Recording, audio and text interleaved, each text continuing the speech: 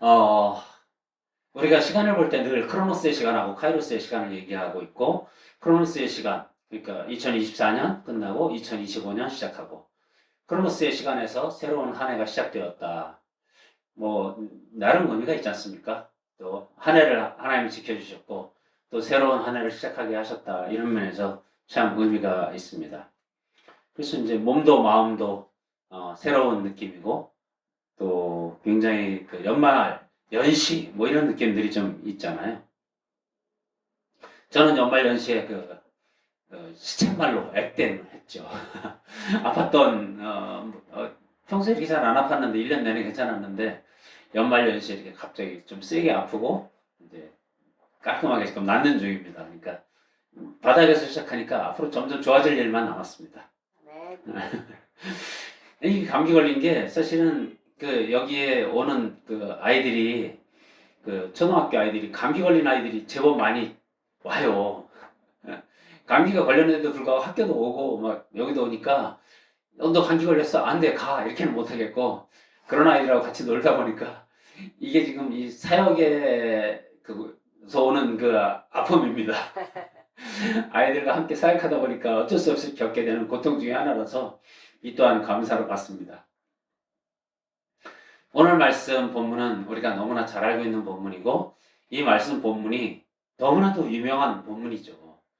이 초대교회가 형성되고 그 초대교회에 성도들이 자기 물건을 자기 거라고 하는 사람이 하나도 없이 자기 물건을 다 서로 같이 공유해서 썼고 저희 열방학교가 공유 서재를 하듯이 공유해서 썼고 자기 재물을 내 것이라고 주장하는 자가 한 명도 없었다. 이렇게 얘기를 하는 거잖아요. 그러니까 사실은 어마어마한 선언이고 어마어마한 본문이에요. 사실 이 본문을 이용해서 이단들은 이단을 따르는 사람들에게 재산을 다 팔아서 헌납하라고 하는 그런 구절로 사용하는 본문이기도 해서 되게 좋은 본문인데 무척 안타깝게도 악용되고 있는 본문이기도 한 그런 본문입니다. 그러나 이 초대교회의 역사 속에서 오늘 본문이 이 2장 말미에도 자기 물건을 다 성도들과 공유했다라는 말씀이 있었는데 오늘 4장에서도 또 이렇게 나올 뿐만 아니라 5장까지도 이어져요. 그렇게 보면 사도행전에서 꽤 긴 본문을 이 물질, 소유, 재물, 만몬 이것에 할애합니다. 그래서 성도들의 삶에 이 물질을 대하는 태도, 소유를 대하는 태도, 만몬을 대하는 태도는 너무너무 중요한 것이다 라고 감히 선언하겠습니다. 사실 이 본문 말고도 마태복음에서도 그렇게 말하잖아요. 너희가 만몬과 하나님을 경하여 섬길 수 없다 말하잖아요. 하나님하고 돈, 하나님하고 재물 이거를 경하여 섬길 수 없다 이렇게 말할 정도로 성도의 삶에 있어서 이 재물을 대하는 태도는 너무너무 중요한 성도의 삶의 분수령, 기준 이렇게 말할 수 있습니다.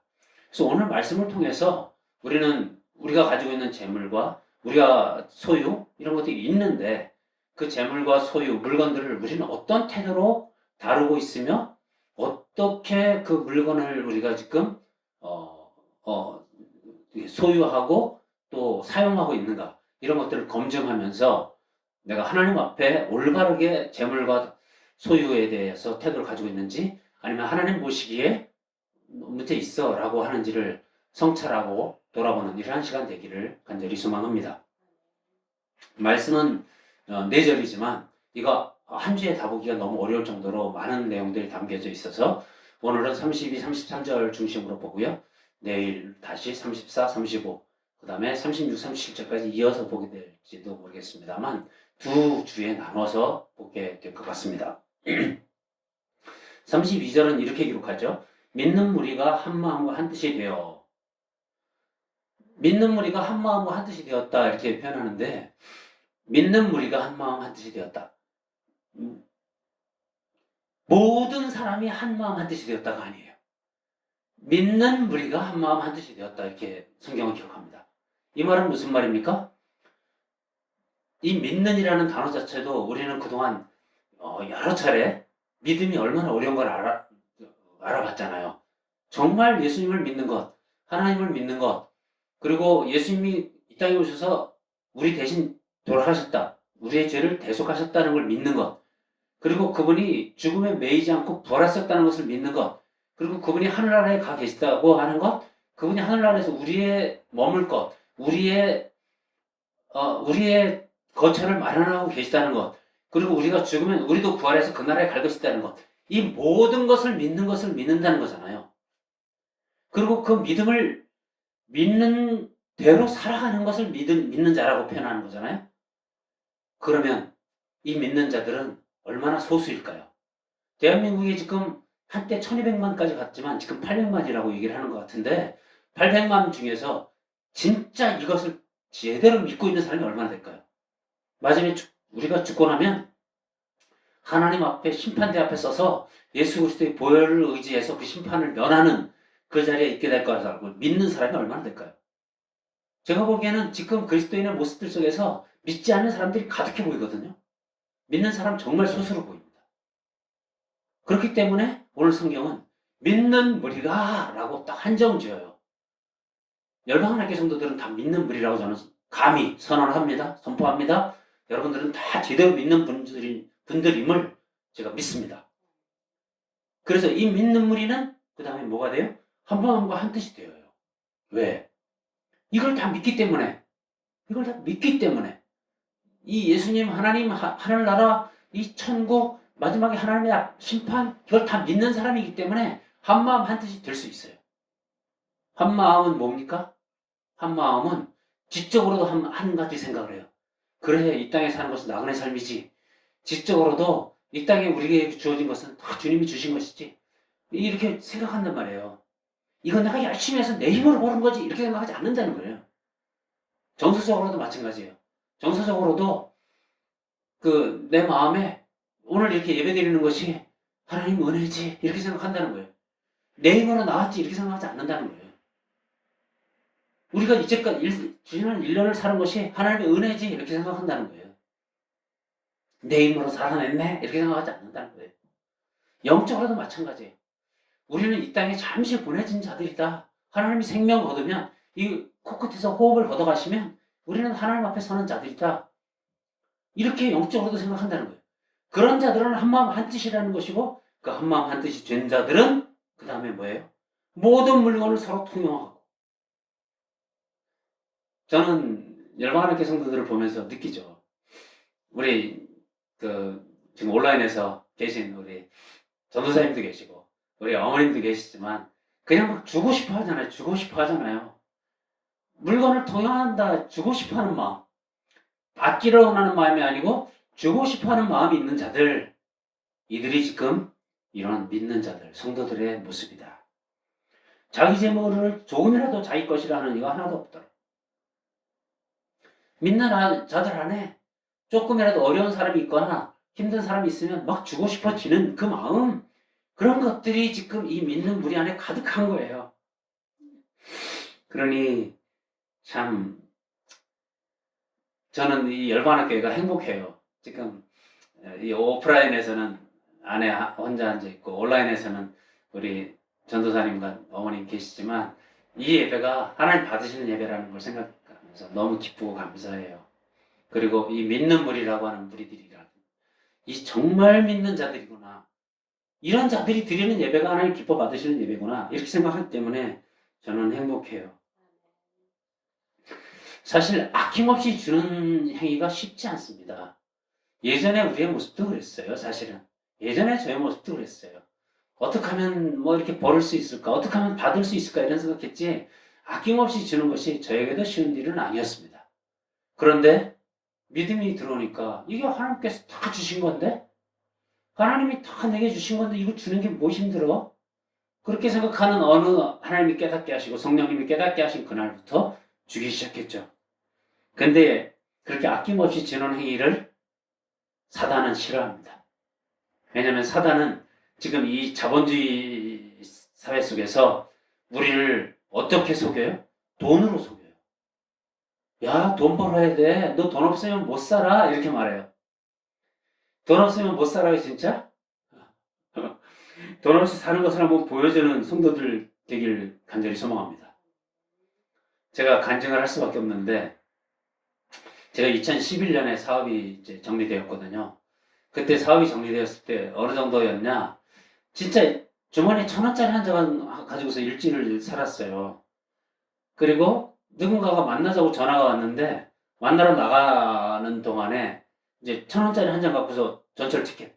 왜냐면 카드가 다 막혔으니까, 전에는 뭐 교통카드 같은 거 쓸 수 있었는데 다 막혔잖아요. 그러니까 이제 교통카드도 없어요. 그러니까 1,000원짜리 한 장 가지고 꼬깃꼬깃 된 걸 펴가지고 티켓을 꺼내는 거예요. 티켓 한 장 뽑는 거예요. 그런데 참 갑자기 사람들이 다 저를 보는 것 같아요. 아무도 안 보죠, 사실은. 근데 참, 그러니까 한번 이렇게 뭔가 망가지니까 위축되는 거죠. 그래서 티켓을 꺼내가지고, 그러니까 멀쩡하게 양복 입은 사람이 1,000원짜리 넣고서 꺼내는 경우는 거의 없잖아요. 대부분 카드 찍지. 그러니까 그게 저한테는 막 위축됐던 거예요. 그리고 만나러 가는 중이에요. 그래서 그분하고 통화를 한번 했어요. 그래서 곧 갑니다. 그러고서 이제 막 하고 통화했는데 통화 정지가 떴어요. 왜냐하면 통신요금을 3개월 못 내면 정지가 떨어지거든요. 그 사람 만나는 장소까지 가기까지는 아직 최종적으로 시간이 남았는데 이제 통화가 안 돼요. 이거 큰일 났어요. 통신이 끊겼으니까. 막 그런 상황들. 야, 진짜 이 사람하고 약속을 어기면 이제 다시는 못 보는 이런 상태. 그리고 이제 뭐 10,000원짜리 한 장이라도 있었으면 좋겠는데 통장 잔고가 4,000원인가 있었어요. 그러니까 이제 4,000원은 인출이 안 되더라고요. 어떻게든 인출이 안 돼요. 뭐 캐시카드로도 인출이 안 돼요. 그래서 아내한테 6,000원만 보내줘. 그래가지고 10,000원을 맞춰서 10,000원을 인출하고 뭐 이랬던 때가 있어요. 그렇지만 지금 멀쩡하게 잘 살아있잖아요. 지금 15년. 하나님이 그 뒤로 저에게 갑자기 강의를 더 많이 주시기도 하셨고, 또 이렇게 저렇게 주변 사람들의 그 돕는 손길을 통해서 저를 살려내셨죠. 물론 그 2011년 그때는 정말 몸도 마음도 완전히 그 바닥까지 치는 상태였었습니다만, 그래도 믿음 안에서 하나님 저는 노 프로그램 데려가셔도 상관없고요. 이렇게 기도했을 때 하나님이 다시 저를 회복시키셔서 여기까지 오게 하셨습니다. 돈 없어도 하나님이 믿음의 백성들을 살리십니다. 만몬은 그렇게 속여요, 우리에게. 갑자기 우리에게 돈이 주어지거나, 그래서 그 로또 맞거나, 갑자기 그 토지 보상 받아가지고 돈 버는 사람들을 망가지잖아요. 그 사람에게 만몬이 말을 걸어요. 이 돈이 중립적이라고 사람들은 알고 있지만 돈이 중립적이지 않아요. 사단이 그 뒤에 숨어 있어요. 그래서 이렇게 말을 걸죠. 수고 많았다, 석진아. 갑자기 돈이 생겼지? 네가 그동안 수고해서 그래. 돈 써도 돼, 이제. 좀 펑펑 써, 괜찮아. 그동안 수고했잖아. 그동안 너무 너 가난하게 사는 게 너 불쌍하게 살았잖아. 이제는 써도 돼. 그러면 갑자기 속아요. 야, 너 차가 그게 뭐냐? 덜덜덜덜. 그거 차 잘못하면 퍼지겠다. 30만 킬로 넘게 달렸으면 이제 많이 탔어. 이제 버려도 돼.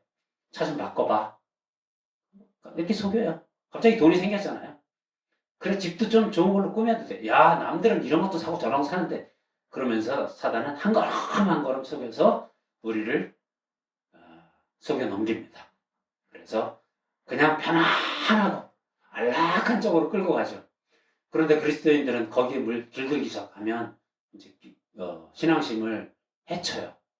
그 편안함에 안락함에 길들여지면 신앙은 망가질 수 있습니다.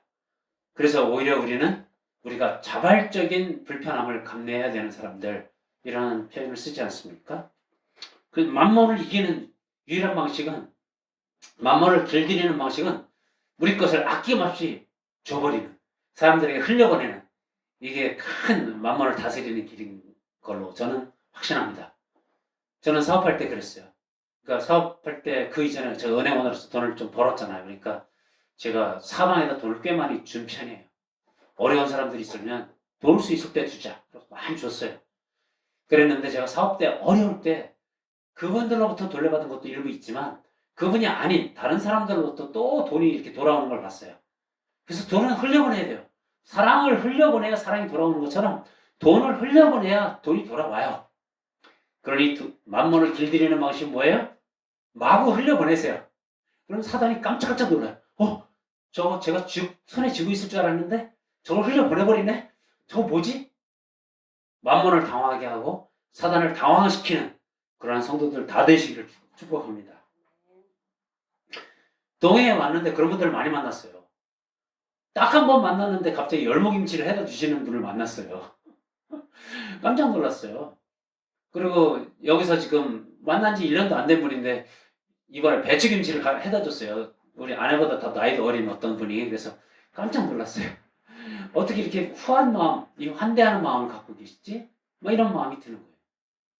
그리고 이 장터에 가면 간식을 그냥 뭐 10,000원짜리를 그냥 막 주시기도 하시고, 수시로 간식 주시는 분들, 막 이런 분들을 만나요. 그러면서, 동해 이사 오길 너무 잘했다. 동해 분들 참 후하다 이런 생각을 들면서 그런 분들이 믿음 갖기를 위해서 기도하고 있습니다. 저희 열방하나님께 성도들은 이렇게 후한 마음을 갖고 계시고 아낌없이 주는 분들이시고 이 사단을 괴롭히고 만몬을 괴롭히는 분들이어서 이분들은 참 믿음을 가진 분들이다. 감히 저는 선언합니다. 근데 어떤 분들은 주긴 주지만 부들부들 떨면서 주시는 분들도 계세요. 제가 어떤 분들이 이렇게 헌금하시는데 보면 이분은 부들부들 떨면서 주시는구나 이런 느낌이 드는데 그냥 훈련인가 보다 생각해서 그냥 받아요. 근데 어떤 분들은 주시는데 떠는 게 아니고 목적을 가지고 주시는 분들이 계세요. 저는 사실은 그거 좀 안 받아요. 그런 분들 헌금은 잘 받기 싫어요. 그래서 거절해요, 사실은. 왜냐하면 약간 생색내는 것, 약간 그것으로 목회자의 마음을 이렇게 뭔가 좀 조절한다 그럴까요? 조정한다 할까요? 이럴 수 있는 분들의 헌금은 저는 안 받으려고 생각해요.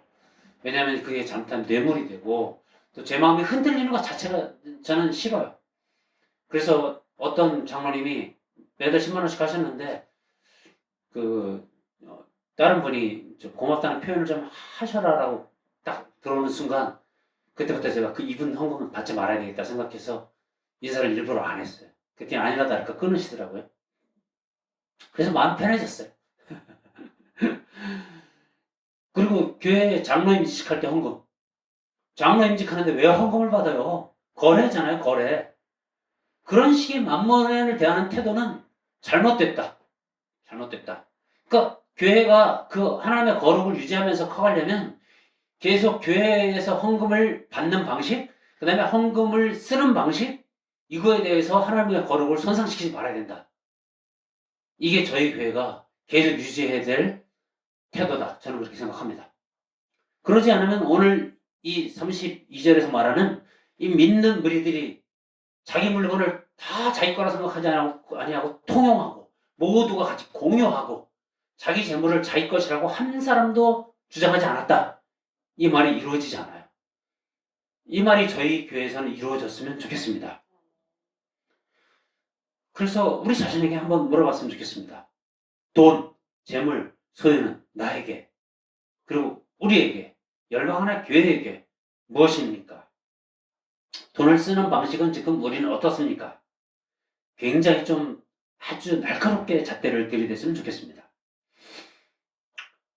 하나님이 기뻐하시는 곳에 쓰이고 있습니까?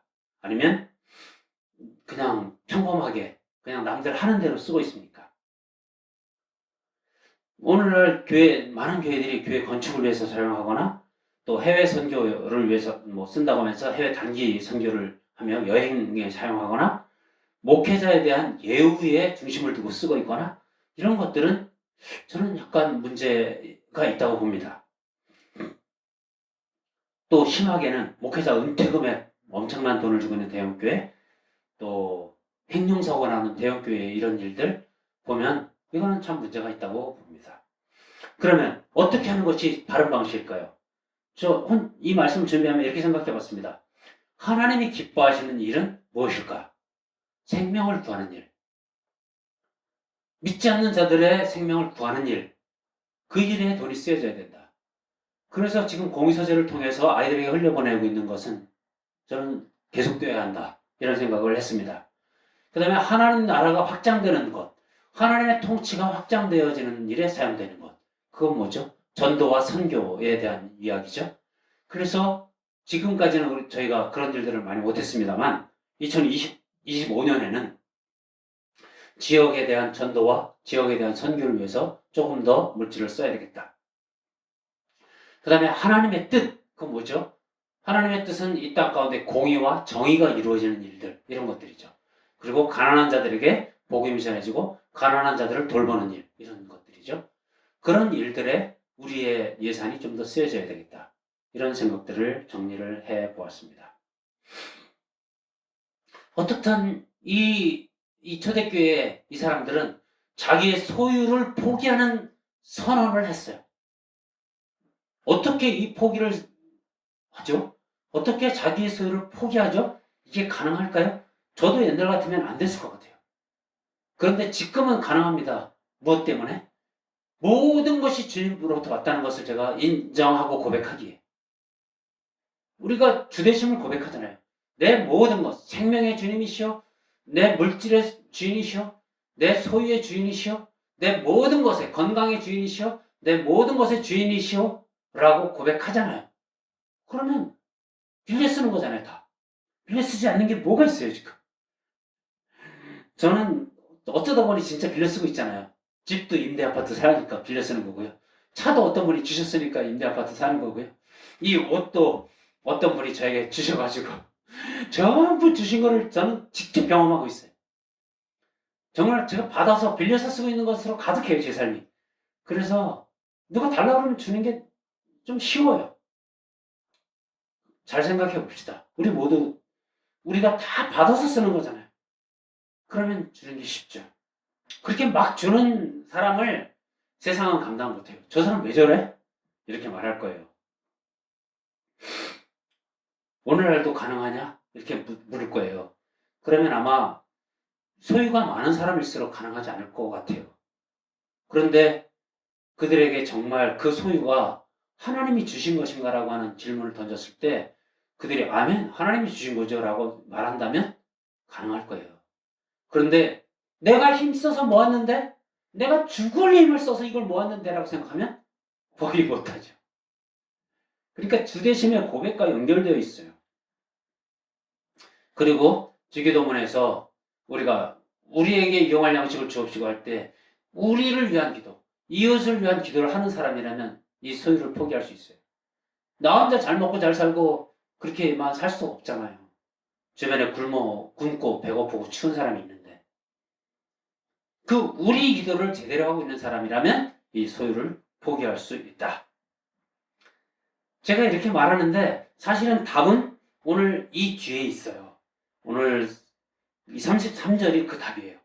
사도들이 큰 권능으로 주 예수의 부활을 증언하니 무리가 큰 은혜를 받아. 무리가 큰 은혜를 받았어요. 큰 은혜를 받으니 이 앞에 32절 이게 가능해진 거예요. 왜냐하면 33절에도 또 나오는 내용이 그거거든요. 그 중에 가난한 사람이 없으니 이는 밭과 집 있는 사람들이 판 것의 값을 가져다가 사도들의 발 앞에 두매 그들이 각 사람의 필요를 따라 나누어 줍니다. 큰 은혜를 받으니까 그런 일이 가능해진 거예요. 그래서 큰 은혜를 받으면 돼요. 큰 은혜는 어떻게 받았어요? 사도들이 큰 권능으로 주 예수 그리스도의 부활을 증언할 때 큰 은혜가 임했어요. 저는 사실은 제 목회자로서 이 큰 권능에 대해서 매주 간절히 기도해요. 하나님이 저에게 성령으로 함께 해주지 않으면 제가 말씀을 전할 힘이 없어요. 오늘도 만약에 성령이 함께 하지 않으면 제가 어젯밤에 정신 똑바로 차리고 말씀 준비가 안 됐겠죠. 근데 어젯밤에 그나마 콧물 감기가 어느 정도 그쳐서 말씀 준비가 가능했고요. 오늘도 마찬가지예요. 제가 말씀을 증거할 때에 제가 참 말이 어눌한 사람이거든요. 근데 성령님께서 계속 깨달음을 주시고 기억나게 하시고 하면 말씀 증거가 되는 거예요. 그러지 않으면 제 능력으로는 그냥 이거 읽어야 되는 거예요. 성령의 능력으로 큰 권능으로 깨닫게 하신과 기억나게 하신과 그것으로 부활을 증언했어요. 사도들은 부활을 직접 눈으로 보고 들은 자예요. 그래서 오늘 이 말씀 이전에 그 유대인의 관리들이 대제사장들이 불러서 너희들은 말하지도 말고 가르치지도 말라 이렇게 얘기했을 때 우리는 보고 들은 것을 말하지 않을 수 없다. 내가 너희 앞에서, 내가 하나님 앞에서 너희 말 듣는 게 옳은지 하나님 말 듣는 게 옳은지 너희 직접 판단해 봐라. 이러면서 그들의 위협을 두려워하지 않고 담대히 증거했어요. 그러면서 성도들 앞에 와서 지금도 담대히 증언하는 거잖아요. 예수님 부활하셨어. 우리가 십자가에 못 박은 그 예수님이 죽음에 매여 있지 않고 살아나셨어. 그분은 부활의 첫 열매가 되셨어. 우리도 부활할 거야. 그렇게 증언할 때에 성령님이 사람들의 귀를 열고 마음을 열어서 다 듣게 하셨단 말이에요. 그러자 그 사람들이 큰 은혜를 받은 거죠. 그래, 우리도 살아날 거야. 우리도 이 땅에서 잠시 사는 나그네지. 우리 이 나그네 삶이 끝나면 하나님 앞에 가게 될 것이지. 이렇게 그들이 큰 은혜를 받은 거죠. 그러자 그들은 어떻게 됐어요? 그래, 우리의 삶이 나그네 삶인데 내가 이걸 왜 소유하려고 들었지? 이것을 내가 움켜쥐고 살았지? 그러면서 다 내려놓은 거죠. 잠시 쓰다가 갈 것인데, 갈 때 우리가 빈손으로 갈 건데 다 내려놓을 수 있게 되었다. 그러니까 중요한 거는 우리가 이 땅에서 그 소유를 내려놓고 물건을 통용하고 하는 이런 모든 것은 어디에서 시작돼요? 부활신앙. 우리는 이 땅 잠시 사는 나그네다. 우리는 다시 부활할 것이다. 이 땅의 삶이 끝이다라고 생각하는 사람은 움켜쥐고 어떻게든지 이걸로 다 내가 버텨내야 되죠. 근데 우리처럼 당장 죽어도 좋은 사람, 천국 소망을 가지고 있는 사람, 부활 소망을 가지고 있는 사람, 이런 사람은 지금 당장 내려놔도 아무 상관없는 거죠. 내일 데려가시면 할렐루야인데? 아멘이십니까? 대부분의 많은 교회에서 제가 설교를 하면서 이거를 질문해요. 지금 죽어도 좋습니까? 라고 질문해요. 그러면 거기서 잘 아멘이 안 나와요. 그게 한국 기독교의 한계입니다. 지금 죽어도 좋습니까?에 대한 답이 아멘이어야 돼요. 지금 가면 더 할렐루야지. 그 평안한 침대에 지금 누워서 쉬는 것이 제일 좋지. 그 하나님 품에 안기는 것이 할렐루야지. 이 땅에 사는 삶이 지금도 이 징글징글한 싸움을 보고 있고 저 추잡한 인간들을 보고 있어야 되고 이 속이고 속는 인간들을 보고 있어야 되고 이 여전히 우리 안에서 꿈틀꿈틀대는 죄로 말미암아 내 죄와 끝없이 싸워야 되는 이 땅의 삶이 계속되는 것이 얼마나 고통스럽고 힘든지를 우리가 알고 있는데 그 나라 삶이 얼마나 평안하고 아름다운지 알고 있는데 이 땅의 삶이 좋다고 붙잡고 있다고요? 내려놓으라면 지금이라도 내려놓을 수 있는 것이 우리들의 부활 소망인 줄 믿습니다. 완전한 소망을 가진 자들의 태도는 단호한 줄 믿습니다. 우리는 큰 은혜를 받은 자입니까? 그 은혜를 누리고 살고 있습니까? 혹시라도 흐릿해지고 있습니까? 구원의 큰 기쁨을 매주 이 예배 시간에 다시 회복해야 됩니다. 이 시간에 부활의 이 선언, 예수님이 부활하셨다는 선언, 예수님이 여전히 우리를 붙잡고 계시다는 것, 예수님이 우리를 위해서 거처를 그곳에 마련하셨다는 것, 우리에겐 천국이 준비되어 있다는 것들이 매주 이 시간에 다시 회복되어야 하는 줄로 믿습니다. 그래서 무뎌진 그 은혜가, 그 구원의 기쁨이 다시 예배 시간마다 회복되어지고 다시 강렬해질 때 우리는 다시 그 천국의 소망을 누리며 사는 자들로 이 가진 소유를 넉넉히 내려놓고 우리의 물질을 넉넉히 공유함으로 만몬을 다스리는 자, 만몬의 속삭임을 거절하는 자, 만몬의 속삭임을 거스리는 자로 살아가게 될 줄로 믿습니다. 히브리서 2장 3절은 이렇게 말합니다. 이 큰 구원을 등한히 여기면 어찌 그 보응을 피하려. 이 구원은 처음에 주로 말씀하신 바요. 들은 자들이 우리에게 확증한 바요. 하나님도 표적과 기사들과 여러 가지 능력과 자기의 뜻을 따라 성령이 나누어 주신 것으로 함께 증언하셨느니라. 예수님이 증언하셨어요. 앞에 사도들과 우리의 선진들이 증언했어요.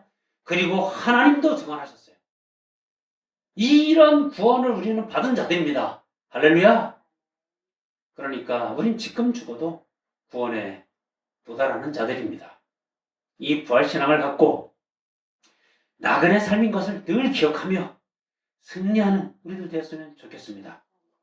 그러나 자본주의 사회에서 소유와 물질의 힘은 얼마나 강합니까? 계속 흔들어댈 겁니다. 너 내일 먹을 게 없지 않니? 이렇게 흔들어댈 겁니다. 그때마다 주님 공급해 주실 줄 믿습니다. 주님이 힘 주시면 내가 할 일을 하겠습니다. 그 일을 통해서 주님이 공급하시는 줄 믿습니다. 그리고 이 땅에서 이 주님을 위해 싸우는 자들에게 실탄을 공급하실 하나님이 있어 믿습니다. 믿음으로 승리하며 나가는 성도들 다 되시기를 주님의 이름으로 축원합니다. 그럴 때 우리의 성도들로 말미암아 만몬은 휘청거릴 것이고 사단은 휘청거릴 것이고 다른 이들에게 흩어버린 재물은 결국 이렇게 빙빙 돌아서 또다시 우리에게 채워질 것이며 만몬을 어지럽게 하고 만몬이 휘청거리게 할 것이고 만몬을 쓰러뜨리는 그러한 강렬한 권능이 될 줄로 믿습니다. 말씀을 정리하겠습니다. 우리의 신앙에 대단히 중요한 기준이 있습니다. 만몬을 어떻게 다루는가, 재물을 어떻게 다루는가입니다. 만몬에 대해서 온갖 세상의 소리들이 있습니다. 돈 있으면 모든 것이 된다. 10억만 있으면 우리는 염려 없다. 온갖 얘기들이 있습니다. 그 소리에 속지 마시기 바랍니다. 우리는 은혜로 삽니다. 은혜로 우리 가운데 믿는 이들 가운데 가난한 자들이 하나도 없었다라는 말씀을 다음 주에도 계속 이어가겠습니다만 우리는 믿는 자들 안에서 하나님이 주시는 그 공급으로 살아가는 자들이 될 것입니다. 성도의 삶은 매 순간 만몬과의 싸움이 될 것입니다. 재물과 하나님을 경하여 섬길 수 없다라고 했던 그 마태복음의 싸움이 우리 가운데 계속 될 것입니다. 만몬을 섬기지 말고 하나님만 섬기는 우리들 되기를 축원합니다. 교회의 거룩을 해치는 모든 것들과 싸워야 합니다. 특히 만몬과 싸워야 합니다. 이 일에 분별력이 필요합니다. 그래서 하나님이 공급하시는 그 권한 내에서 쓰는 훈련이 필요합니다. 권한 외에도는 쓰지 않는 것을 작정합니다. 대출 받지 말아야 합니다. 신용카드 사용하지 말아야 합니다. 가능하면 체크카드와 현금 위주로 사용해야 합니다. 마태복음 6장 33절 먼저 그 나라와 그 일을 구하라. 그리하면 이 모든 것을 너희에게 더하시리라. 믿습니까? 먼저 그 나라와 그 일을 구하며 만몬과 싸워 이기는 열방하나님의 성도들 다 되시기를 주님의 이름으로 축원합니다. 함께 기도하겠습니다.